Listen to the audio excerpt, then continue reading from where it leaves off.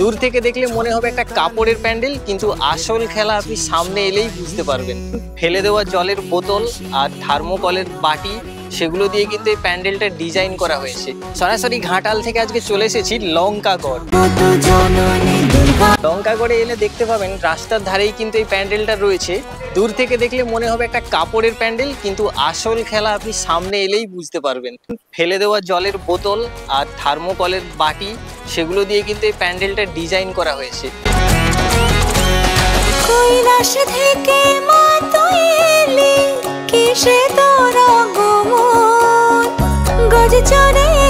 সমস্ত কিছুই কিন্তু আমরা যেগুলো ফেলে দিই সেগুলো দিয়ে এই প্যান্ডেলটা ডেকোরেশন করা হয়েছে।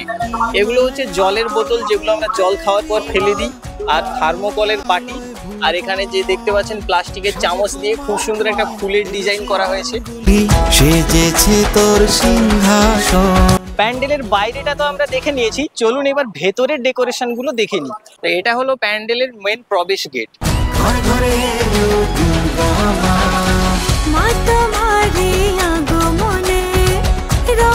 প্যান্ডেলের ভেতরেই রয়েছে একটা খুব বড় এবং খুব সুন্দর একটা ঝাড়বাতি, আর ভেতরে দেখতে পাবেন প্লাস্টিকের যে ছোট ছোট ঝুড়ি হয় সেগুলোকে দিয়ে লাইটের একটা ডেকোরেশন করা হয়েছে। আর এটা হলো দুর্গা মণ্ডপ, এখানে রয়েছে দুর্গা প্রতিমাও কিন্তু চলে এসেছে, চলুন দেখে নিই।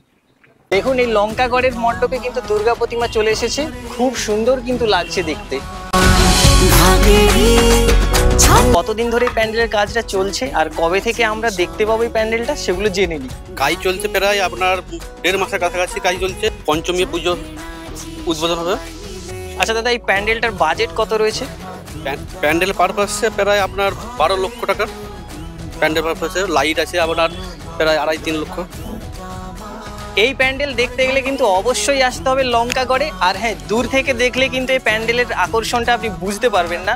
দূর থেকে দেখে মনে হবে এটা একটা সাধারণ প্যান্ডেল, কিন্তু সামনে যতক্ষণ না আসেন আপনি কিন্তু বুঝতে পারবেন না যে এই প্যান্ডেলের ডেকোরেশনগুলো কেমন রয়েছে।